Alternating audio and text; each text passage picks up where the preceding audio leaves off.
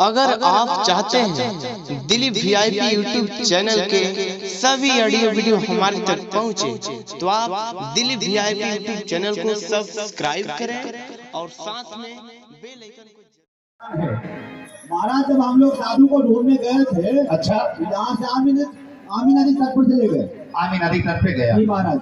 हाँ। जैसे वहाँ गए ना महाराज तो बारिश होना शुरू हो गया। अच्छा, और भागते समय कुछ साधु लोग आप नजर पड़ गया। आमी नदी के तट पे कुछ साधु गण बैठे थे वहाँ पर। एकदम ध्यान में बैठे हुए थे, आँख बंद करके। अच्छा, लेकिन महाराज वो बैठे हुए थे खुले आसमान में। हाँ महाराज लेकिन सोचने वाली बात ये है कि इतना तेज बारिश हुआ कि आमी नदी जलमग्न हो गया। क्यों नहीं? लेकिन वो साधु बाबा के बदन पे महाराज एक भी बारिश का बूंद नहीं किया। अरे हाँ महाराज, इतना घना घोर बारिश हुआ। हाँ महाराज, आमी नदी जलमग्न हो गया महाराज, पेड़ पौधे हरे भरे हो गए महाराज। लेकिन उस साधुओं के बदन पर एक बूंद पानी नहीं गिरा। नहीं गिरा था महाराज। साधु तो साधु कैसा था महाराज? आज तक तो हम अपने आँखों से हाँ। ऐसा साधु को देखा तक नहीं महाराज। महाराज ऐसा साधु अपने खाना में नहीं है महाराज देखने में भी कुछ अजीब महाराज। अच्छा, हाँ महाराज। अरे अगर तुम लोग इतना तारीफ करते हो। हाँ महाराज, तारीफ लायक है महाराज तो नहीं करेंगे। अगर देखिएगा महाराज, दिल होगा कि मैं साधु को देखते रहूं। हाँ हाँ, नजर नहीं किधर उधर जाएगा महाराज। उस साधुओं को अपने रात दरबार तक तो लेके आना चाहिए। मैं जानता था महाराज आप यही बात कह रहे हैं, उन्हें लेकर के आए। यहाँ तक लेके आए हो। महाराज। दिखाओ तो कैसा साधु है। आइए साधु बाबा। तुम लोग इतना तारीफ करते हो उस साधुओं को। मैं तो बहुत सा साधुओं को देखा, लेकिन तुम लोग इतना तारीफ कर रहे हो। महाराज हाँ यही तारीफ महाराज, है। देखिएगा तो आप भी तारीफ कीजिएगा महाराज। हाँ हाँ महाराज महाराज ये देखिए ये साधु बाबा है। ओ यही साधुगण है। देखिए महाराज। अरे तुम लोग सच कहा।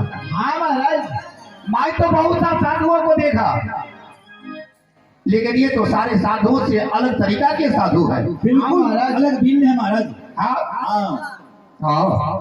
क्या साधुगण, क्या आप में खासियत है? इतना जोर बारिश हुआ, आमी नदी जलमग्न हो गया, पेड़ पौधे हरे भरे हो गए, और आपका बदन पर एक बूंद पानी नहीं गिरा। है राजन, मुझ में तो कोई खासियत नहीं है, अच्छा, लेकिन इस मुखारबिन से संतों की महिमा का वर्णन जितना भी किया जाए वह कम ही होगा, क्योंकि संतों का महिमा का वर्णन अवर्णनीय है, उसे कोई नहीं कर सकता है। हाँ ये साधुगण तो इतना बता सकते हैं कि 12 बरस से इस मंडल में बारिश नहीं हुआ था। अचानक आज इतना जोर से बारिश हुआ कि आमी नदी जलमग्न हो गया। क्या इसके बारे में आप मुझे बता सकते हैं? यह बात तो मैं नहीं बता सकता अच्छा, कि आपके राज्य में 12 बरस से बारिश क्यों नहीं हो रहा है, हाँ लेकिन एक बात आपको बतला रहा हूँ बोलिए। कि इस राज्य के राजा होने के नाते आपने कोई शुभ कर्म किया होगा, जिसके पुण्य प्रताप से ये बारिश हुई है। अच्छा सिपाहियों, हाँ महाराज, सुना तुम लोग? सच कहा महाराज। ये साधु ने कहना है इस राज्य के राजा होने के नाते कोई ऐसा शुभ कर्म किए हैं, इसलिए बारिश हुआ है। सच तो कहा महाराज। अच्छा, आप कब अशुभ कर्म किए महाराज? हर रोज तो सुबह उठने के बाद शुभ ही कर्म। क्या नहीं, ये साधु से तो मेरा दिल भर गया, हाँ महाराज, मेरा आत्मा संतुष्ट हो गया। हाँ महाराज। सिपाहियों, महाराज इस साधुओं को ले जाओ आदर पूर्वक के साथ अपने रंगमहल, और रंगमहल में महारानी कमलावती होगी। हाँ महाराज।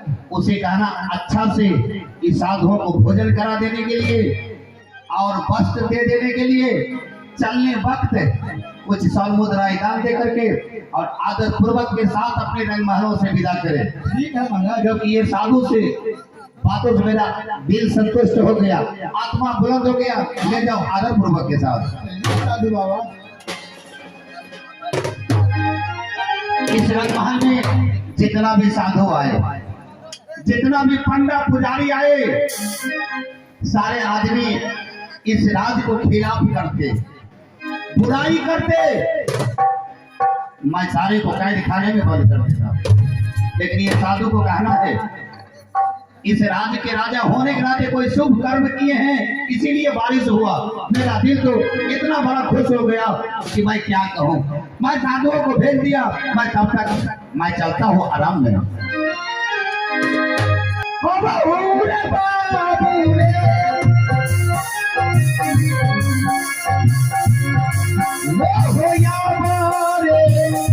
साधु के देखा लो,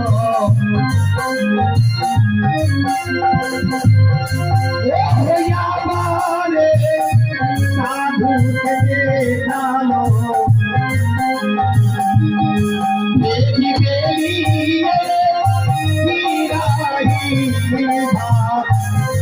भान में ये तो डरा।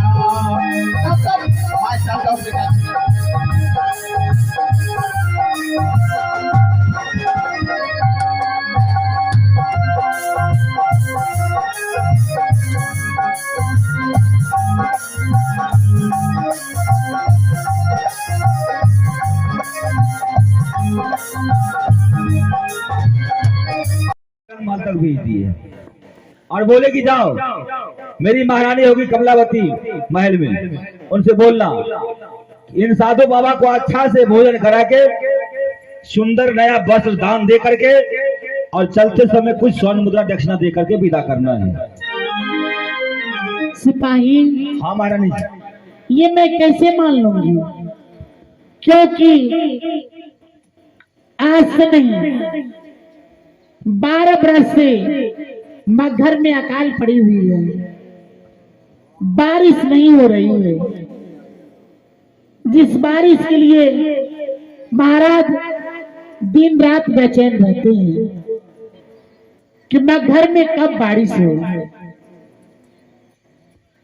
महाराज साधु संत पंडा पुजारी जोगी जपी तपी सन्यासियों को बुला के रात दरबार में एक ही प्रश्न करते हैं, आप लोग साधु हैं, साधना आराधना करते हैं, ईश्वर परमात्मा को मानते हैं, तो आप अपना शक्ति का बल से, युक्ति का बल से मगहर में बारिश बरसाइए। साधु संत पंडा पुजारी जोगी जपी तपी सन्यासी महाराज के प्रश्न के उत्तर नहीं देने पर महाराज क्रोध में आ जाते हैं। साधु संत पंडा पुजारी जोगी जपी तपी सन्यासियों को कैद खाना में बंद कर देते हैं और तरपा तरपा को मारते हैं। आज मेरे महाराज साधुओं से इतना खुश क्यों है सिपाही? महारानी जी, आप तो हमेशा रंगमहल में रहा करती हैं, रंगमहल से कभी बाहर तो निकलती नहीं है। क्या हुआ? जरा बाहर निकलिए, बाहर का देश देखिए, आप स्वयं समझ जाएंगे महारानी जी। सिपाही, हाँ महारानी जी। अरे अरे आज मैं देख रही हूँ इतना तेजों से बारिश हुई है, जो सूखे हुए पेड़ पौधे हरे भरे हो गए हैं। जीव जंतु पानी के लिए त्राही मचा रहे थे, आज जीव जंतु भी खुशी मना रहे हैं। आमी नदी सूख चुके थे, आज आमी नदी में धूला उड़ रही है। ऐसा क्यों सिपाही? महारानी जी, ये सब उन्हीं साधु बाबा के आने से हुआ है। अच्छा,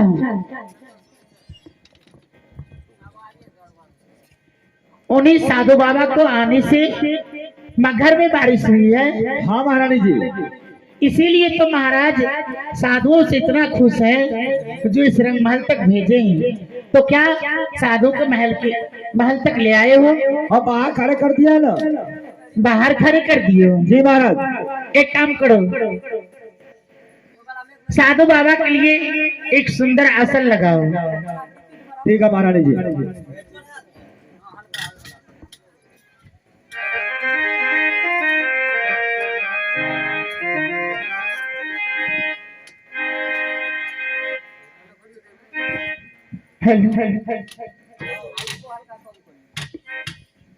जी हाँ। यही साधु बाबा है। आइए महात्मा जी, पधारिए, आसन ग्रहण कीजिए।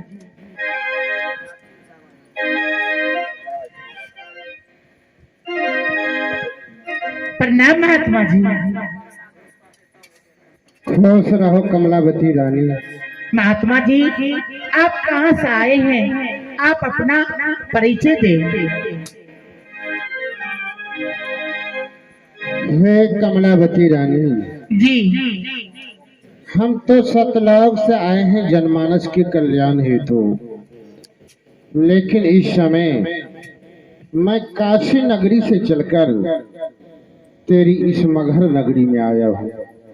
महात्मा जी, आप जो कह रहे हैं कि मैं सतलोक से आया हूँ, तो लोग तो कहते हैं कि मरने के बाद सतलोक जाते हैं, तो आप सतलोक से कैसे आए हैं? कैसे आना हुआ?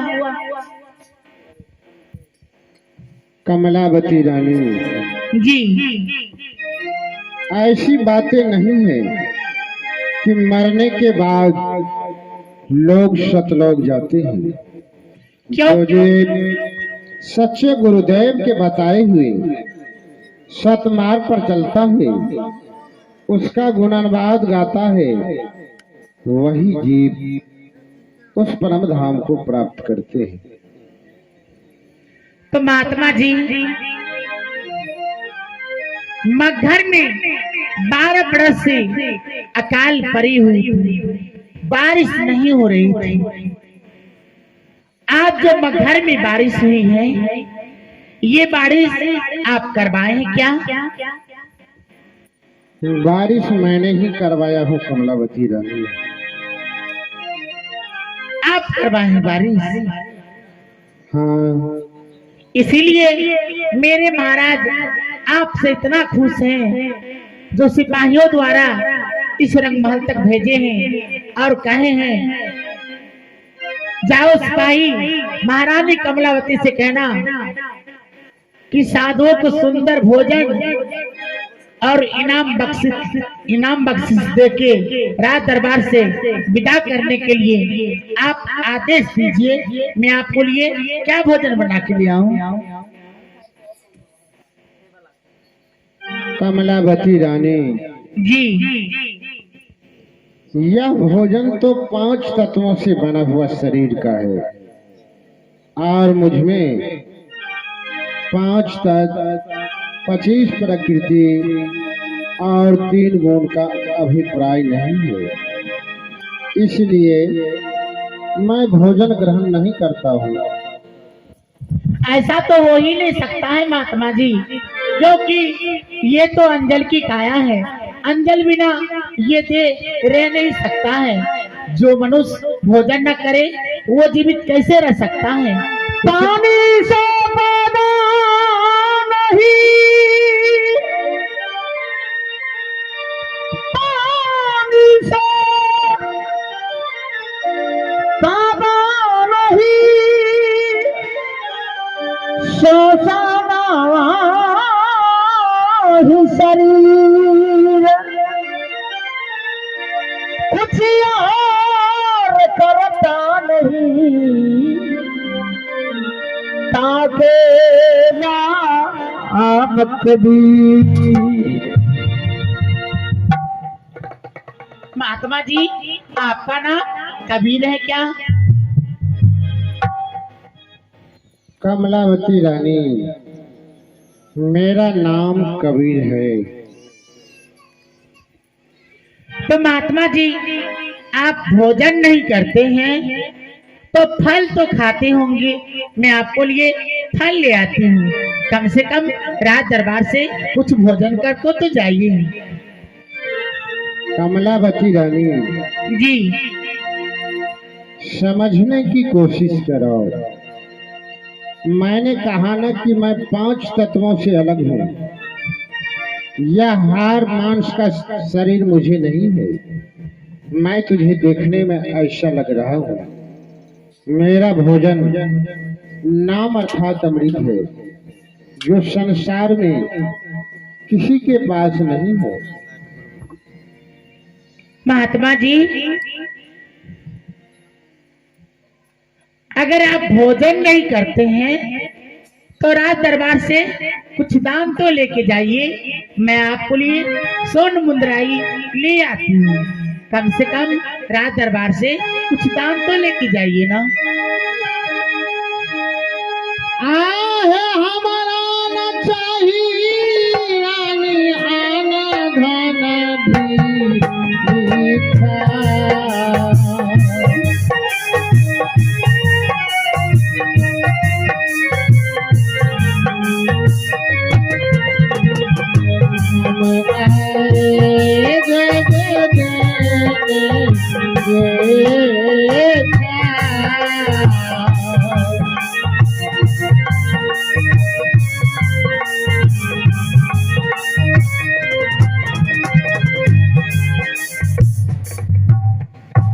कमलावती रानी, जी महात्मा जी।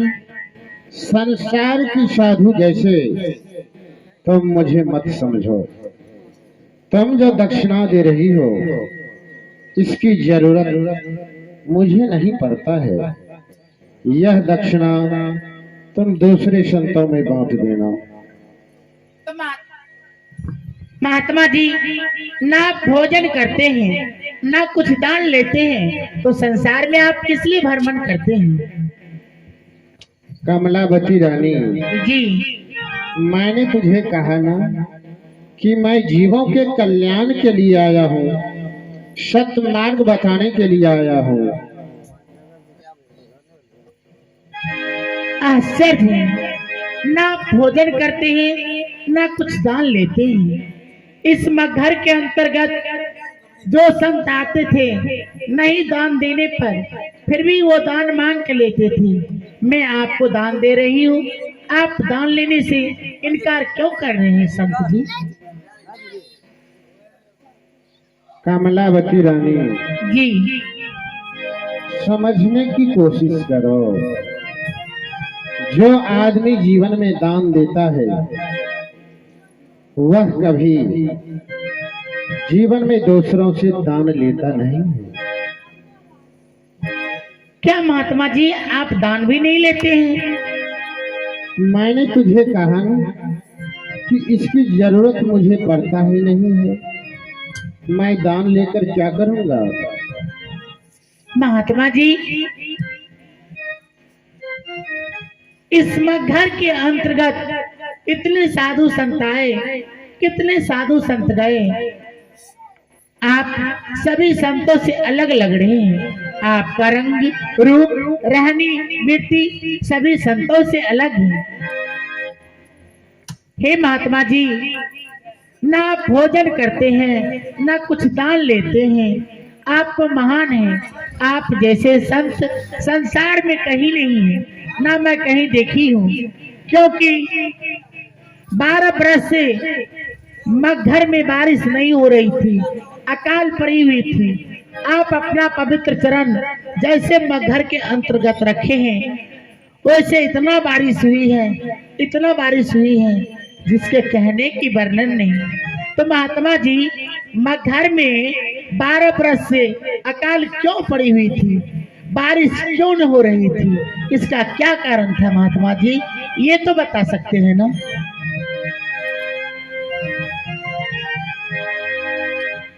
कमलावती रानी जी, यह बात तो 12 बरस पूर्व की है क्या है 12 वर्ष पूर्व की बात? कि इस मगहर नगरी में एक साधु आए थे। साधु के साथ यहाँ के लोग बहुत बड़ा डिठाई किया। साधु के लाख लाख विनय करने पर भी यहाँ के लोग साधु के साथ डिठाई करता ही गया। अंत में साधु निराश होकर श्राप दे दिया कि जाओ, जिस तरह तूने साधु को सताया है, इस मगहर नगरी में 12 बरस बारिश नहीं होगा, अकाल पीड़ित हो जाएगा, इसलिए बारिश नहीं हो रहा था बेटी। इसीलिए घर में बारिश नहीं हो रही थी, अकाल पड़ी हुई थी। हाँ बेटी, इसीलिए बारिश नहीं हो रही है। हे महात्मा जी, आप तो दयालु हैं, कृपालु हैं, जो आप अपना पवित्र चरण जैसे मगहर के अंतर्गत रखे हैं, आज मगहर का भूमि धन्य हो गए हैं। हे महात्मा जी, आप कह रहे हैं कि मैं जग कल्याण के लिए इस संसार में पदार्पण किया हूँ। हे दयालु, हे कृपालु, मैंने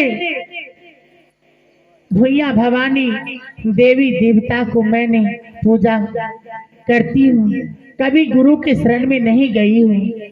आप तो दयालु हैं, आप जैसे संत संसार में कहीं नहीं है, ना मुझे जन्म जन्म तक मिलेगा। इसलिए आप अपना शरणागत मुझे ले लीजिए।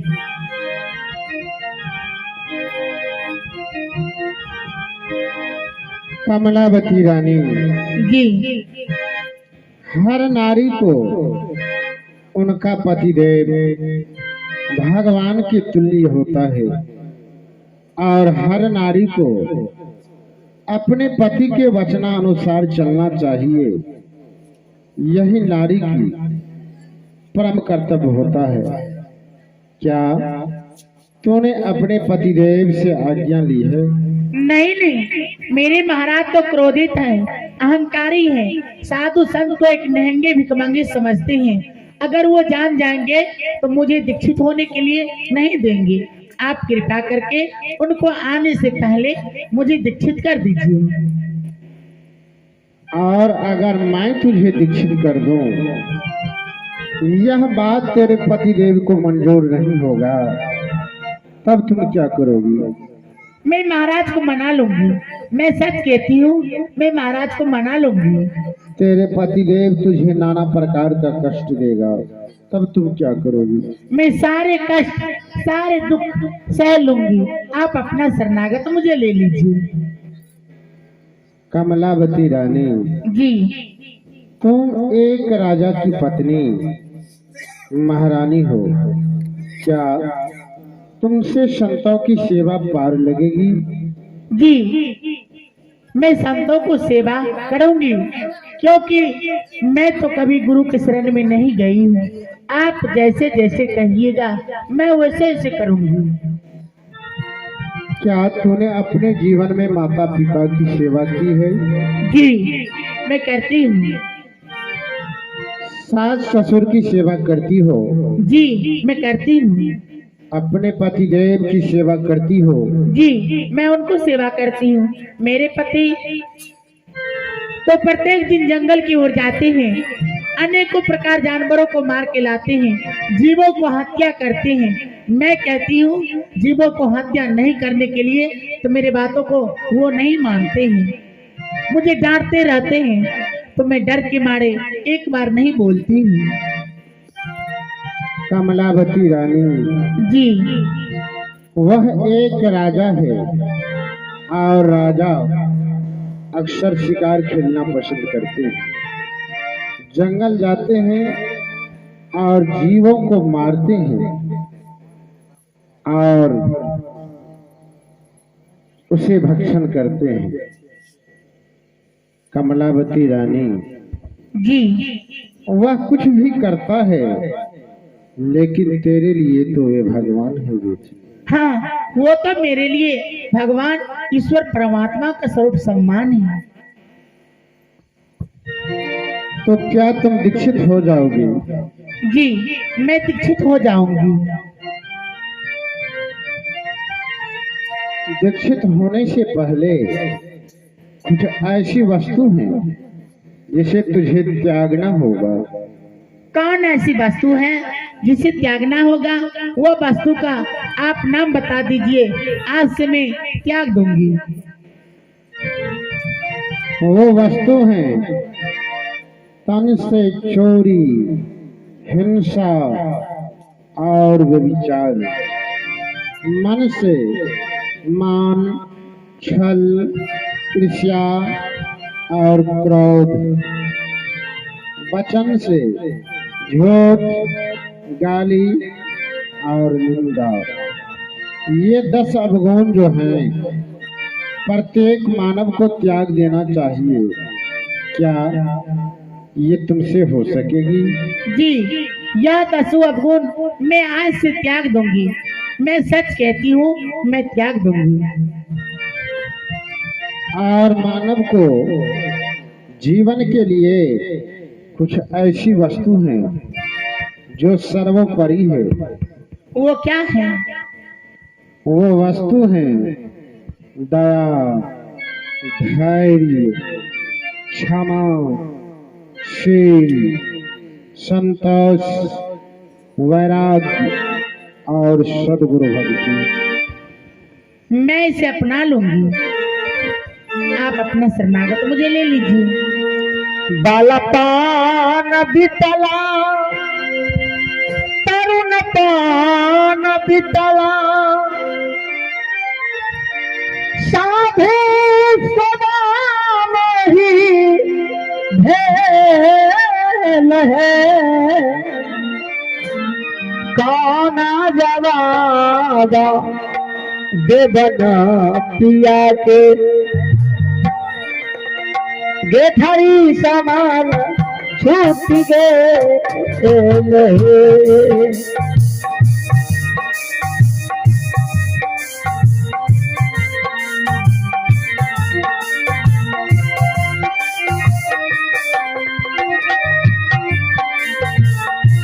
गेठरी समर छूट देना हो चाहे, गेठरी समर छूट गेल है। काना जवाब हाथ बजा दिया के, गेठरी समर छूट गेल है।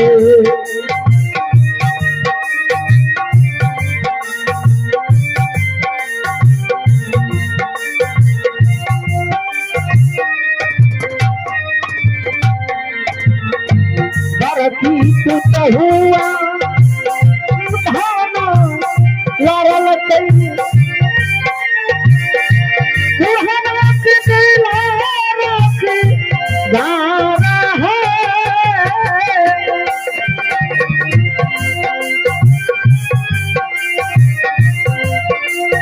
ओ बुढ़ाना के दिल रखवार है।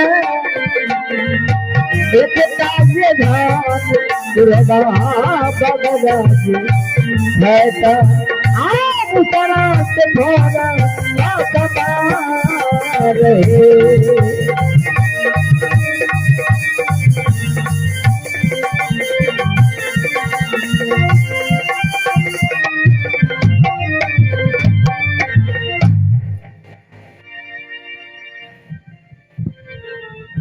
कमलावती रानी, जी गुरुदेव। अब तो तुम हमारी शिष्या बन चुकी हो जी, और अब मैं यहाँ से चला भी जाऊंगा,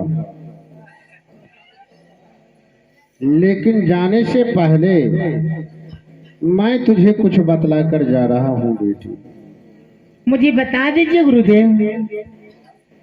बेटी तुम एकाग्रचित भक्ति करती रहना। एकाग्रचित भक्ति का अर्थ होता है कि एक वर्ष का भक्ति। जिस तरह पतिव्रता नारी सपनों में भी परपुरुष को नहीं देखते हैं, ठीक उसी प्रकार तुम भक्ति करती रहना। मैं भक्ति करती रहूंगी। बेटी तुम्हारे पतिदेव जो साधु, संत, पंडा, पुजारी सबों को अपने कैद खाने में कैद करके रखे हैं, उसे आजाद करवा दोगे? गुरुदेव, मेरे पति जितने साधु संत पंडा पुजारी को कैद खाना में कैद करके रखे हैं, तो क्या मैं उसे आजाद करवा दूंगी? हाँ बेटी, उसे तुम आजाद करवा दोगी। तो ठीक है, मैं आजाद करवा दूंगी। अगर तुम्हारे दरबार में कोई अतिथि, कोई संत आ जाए तो तुम उसे अपने गुरु के समान उसका आदर करोगी। मैं आदर करूंगी। बेटी, अगर तुम्हारे जीवन में कभी किसी प्रकार की कष्ट, किसी प्रकार की संकट, किसी प्रकार की बाधाएं आए तो तुम मेरे रूप का ध्यान स्मरण करोगी, तो मैं तुझे आकर दर्शन दूंगा। तेरी सारी कष्ट, सारी बाधाएं को मैं समाप्त कर दूंगा। तो मैं ऐसा ही करूंगी गुरुदेव। मेरे जीवन में किसी प्रकार का दुख संकट आएंगे तो मैं आपका रूप का ध्यान स्मरण करूंगी। तो क्या आप मुझे दर्शन देंगे ना? बेटी, जब भगवान को पुकारता है तो भगवान को भक्त के पास आना पड़ता है। और तुम तो हमारी शिष्या हो, तुम जब मुझे पुकारोगी तो मैं तुझे वचन देता हूँ कि मैं तुझे आकर दर्शन दूंगा। तेरी सारी कष्ट, सारी बाधाएं को मैं समाप्त कर दूंगा। हे गुरुदेव, जो शीशों का फर्ज होता है वो फर्ज आप निभाने के लिए दीजिए। आप मुझे सेवा का मौका दीजिए। ठीक है बेटी, तुम सेवा करो। अब तो मैं यहाँ से चला भी जाऊंगा। दासी, ओ दासी, एक थाली लेके आओ और लोटा में जल लेके आओ। दासी, आहे मोला कमाल